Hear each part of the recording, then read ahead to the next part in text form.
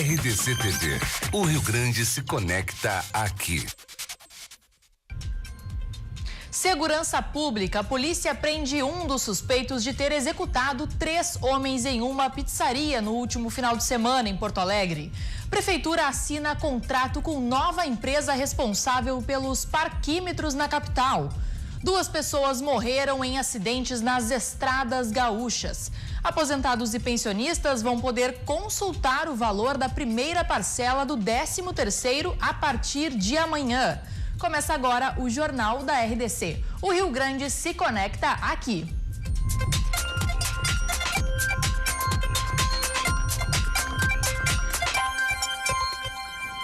Boa noite. Foi preso um dos suspeitos de ter executado 3 homens na zona norte de Porto Alegre no último final de semana. O ataque aconteceu em uma pizzaria no bairro Rubem Berta.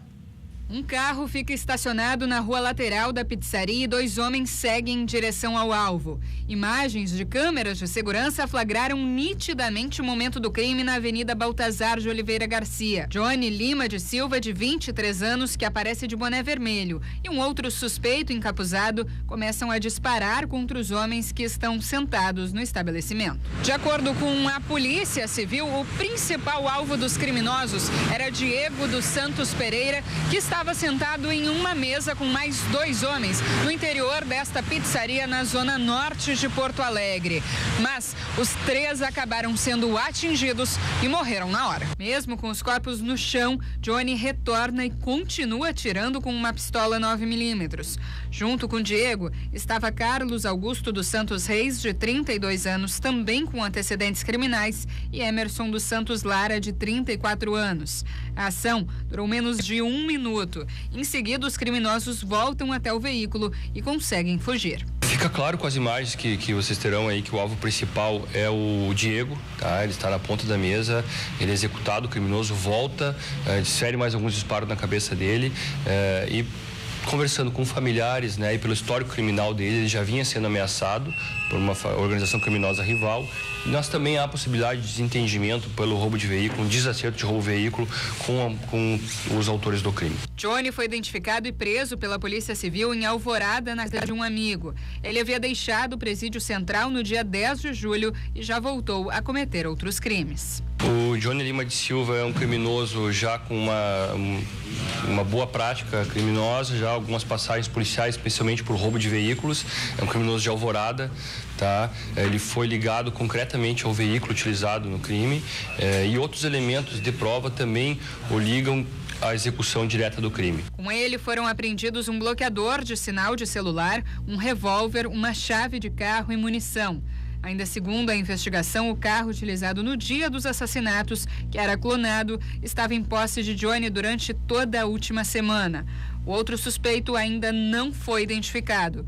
Qualquer informação deve ser repassada à polícia através do Disque Denúncia 0800 642 0121.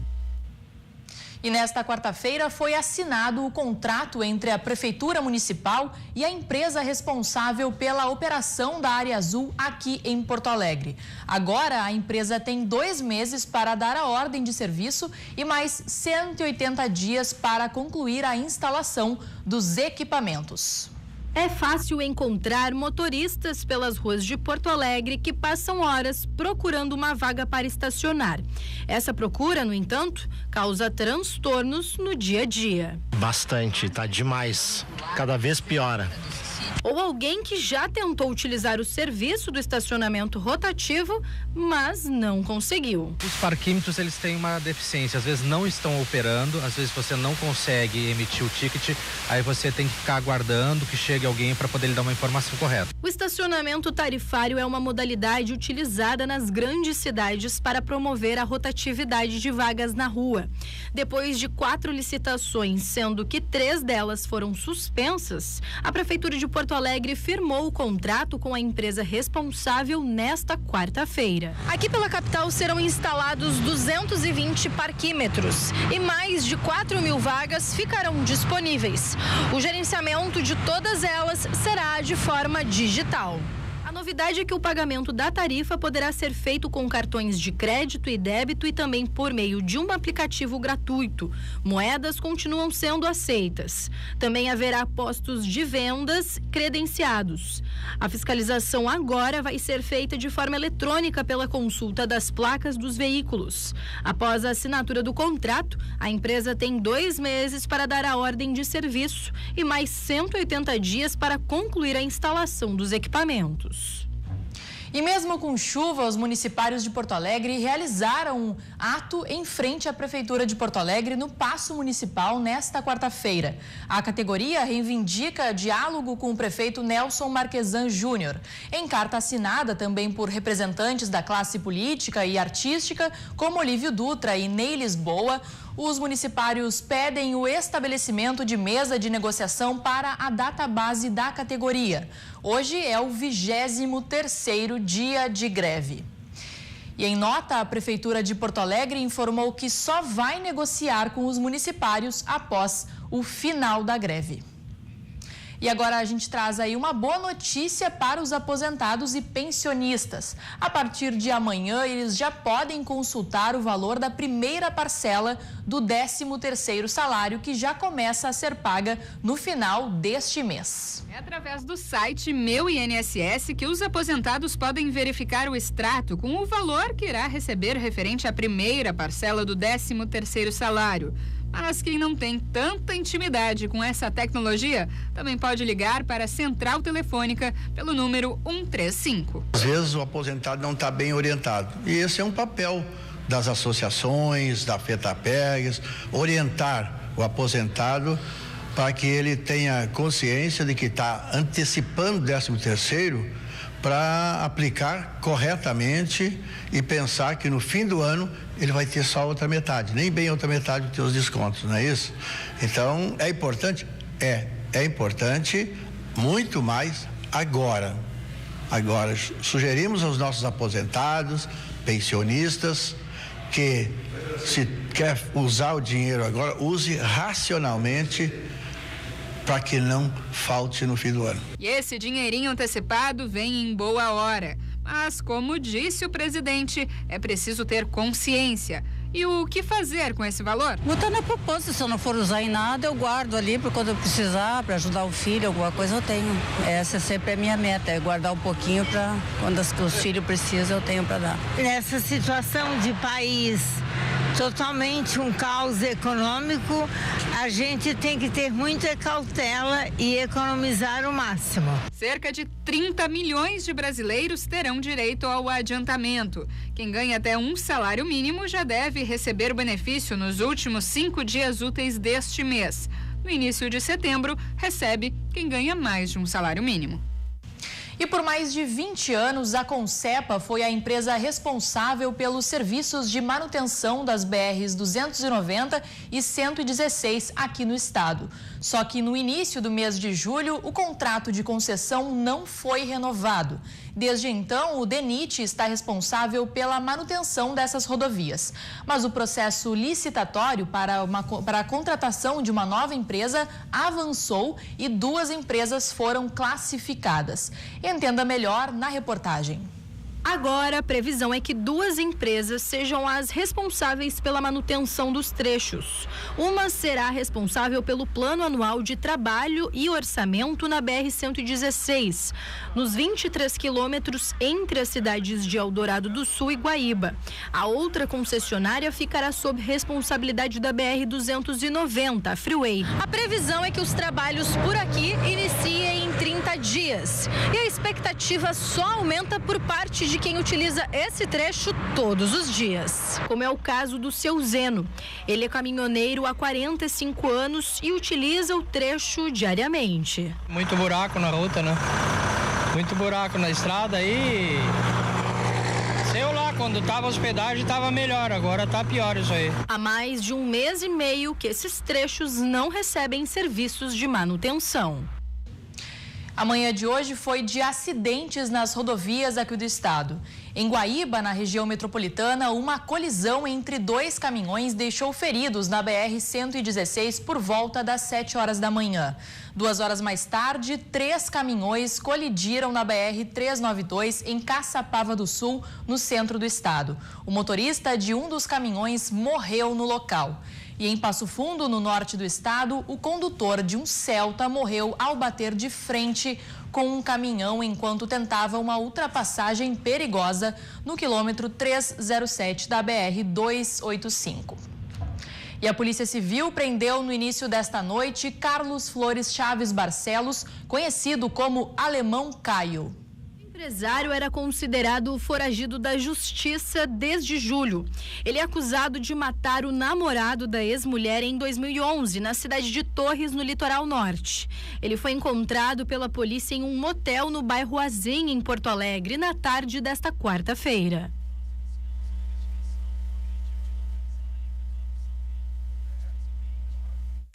Um preso foi encontrado morto dentro de uma das celas do módulo 3 da Penitenciária Estadual de Canoas. O corpo de Cláudio Luiz Oliveira dos Santos, de 48 anos, estava pendurado em uma das grades com um fio enrolado no pescoço. O complexo prisional é considerado um modelo aqui no estado. Esta é a primeira morte na PECAM desde a sua inauguração em março de 2016. A Superintendência dos Serviços Penitenciários instaurou um processo administrativo para apurar este caso. Neste momento, 12 graus aqui em Porto Alegre, parece estar mais frio que isso, mas temos a informação que são 12 graus. Nós vamos agora a um breve intervalo e nós já voltamos. Não saia daí.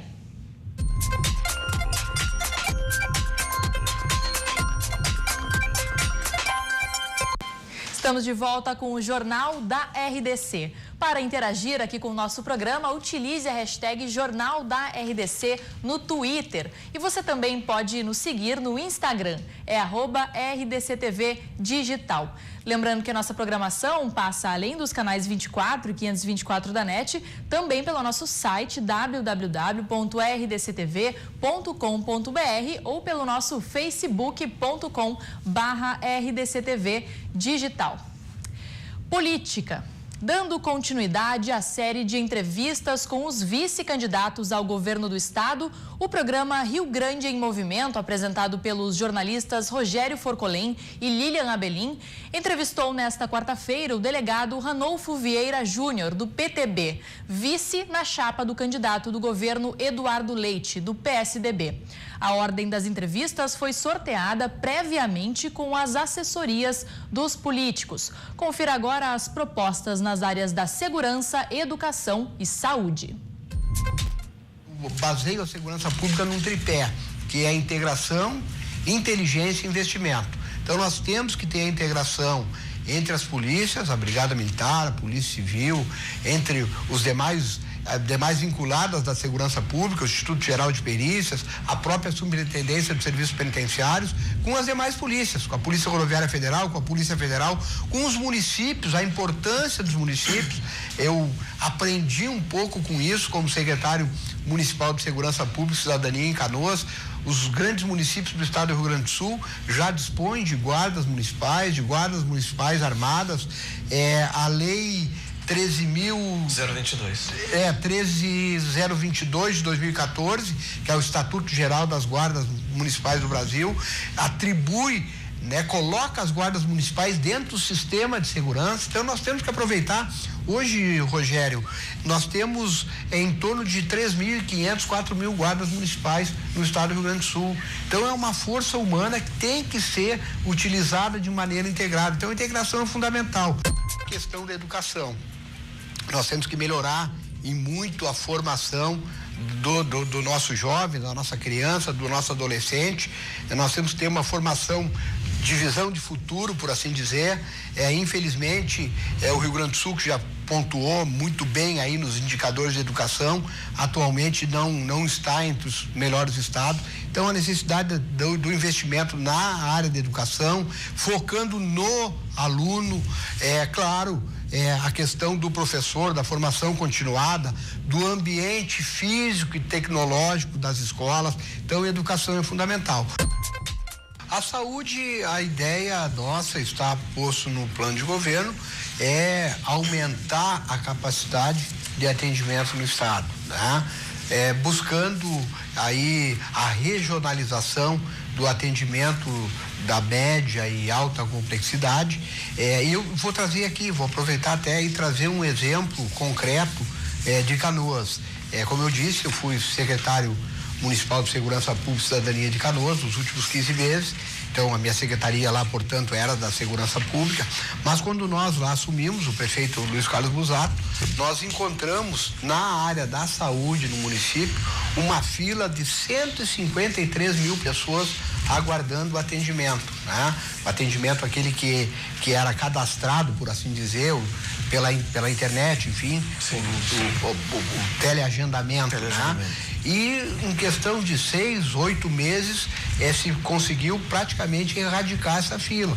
Foi feito lá um mutirão da saúde, né? E aos poucos o trabalho desses profissionais da área da saúde do município, ali custeando hora extra, enfim, se conseguiu colocar essa fila em dia em 6, 8 meses. Então esse é um exemplo, né?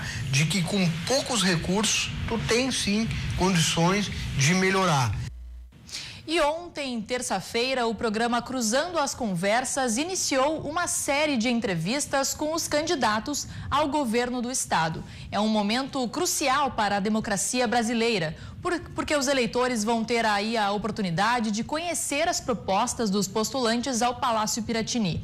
Em sorteio definido previamente com as assessorias, o primeiro entrevistado foi o candidato do Partido Novo, Matheus Bandeira. A mediação ficou por conta dos jornalistas Cláudio Andrade e Afonso Ritter. Confira agora as propostas também nas áreas da segurança, educação e saúde. Nós temos hoje, com a recente aprovação da Lei de Incentivo à Segurança Pública, a possibilidade de destinação de um percentual do CMS para um fundo que pode ser aplicado imediatamente no reaparelhamento das polícias, na compra de equipamentos, na compra de armamento, investimento em treinamento, em tecnologia, em gestão, em processos, um caminho para, quer dizer, de imediato abastecer de recursos todas as forças policiais da segurança pública. E isto é o que se pode fazer no curtíssimo prazo. Depois, é preciso entender o seguinte: tudo que está acontecendo, a escalada da criminalidade, ela não é culpa da vítima. A sociedade é vítima. A escalada da criminalidade não é função das ações da sociedade, né? A sociedade é vítima da impunidade, da leniência com a criminalidade.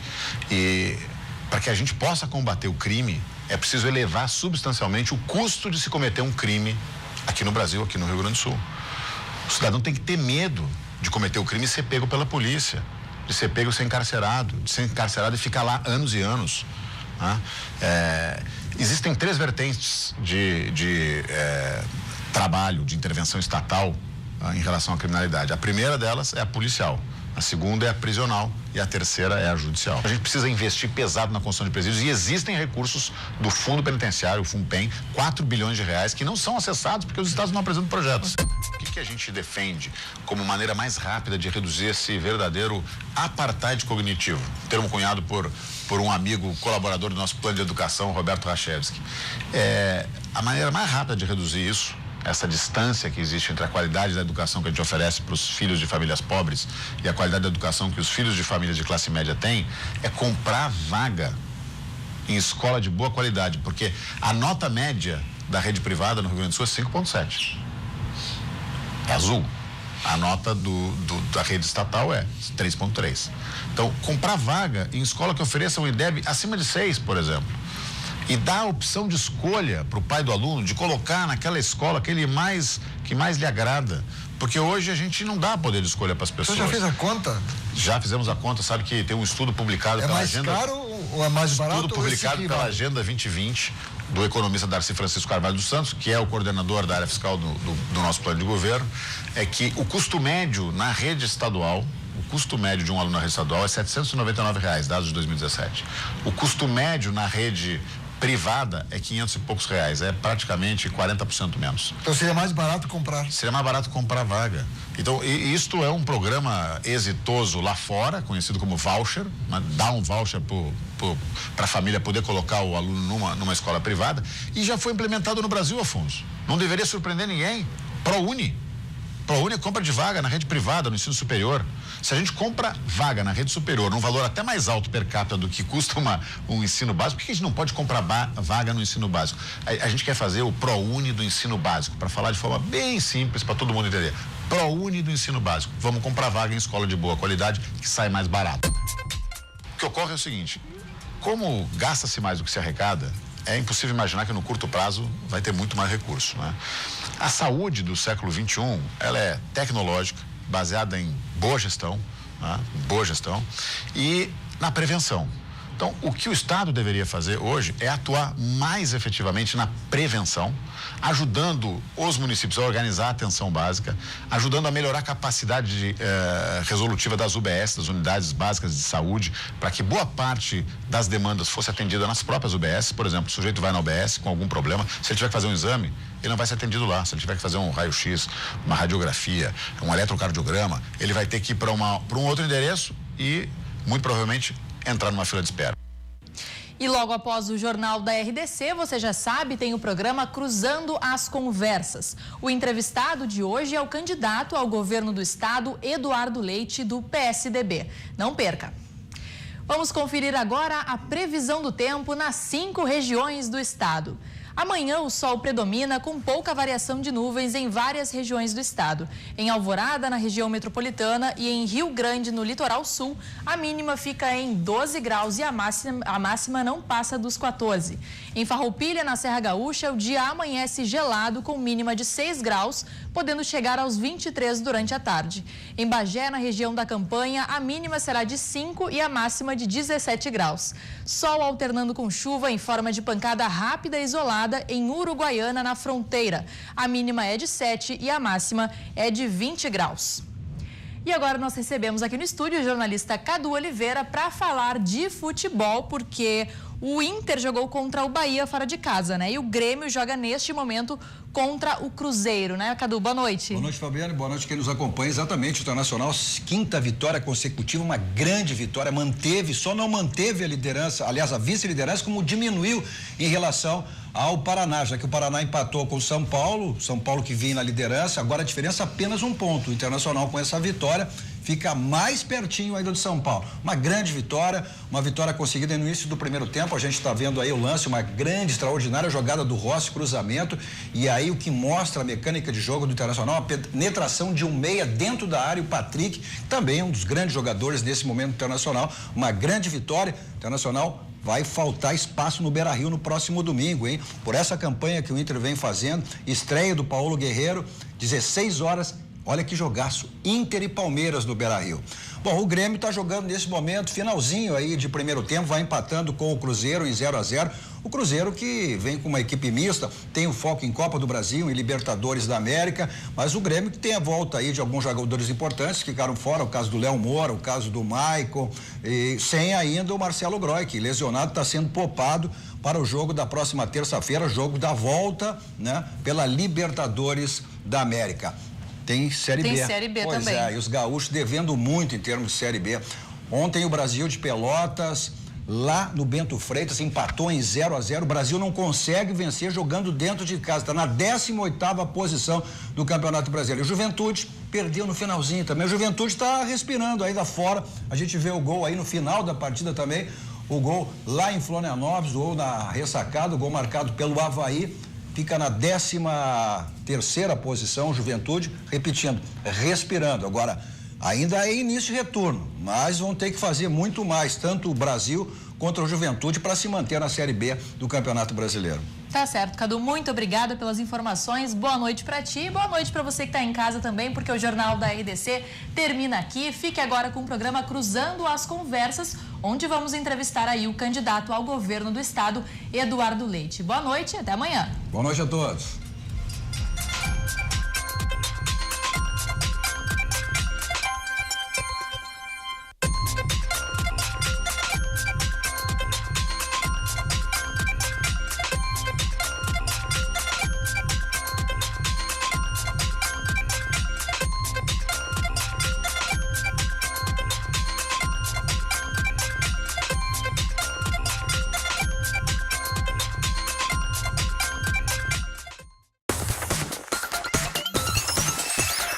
RDC TV.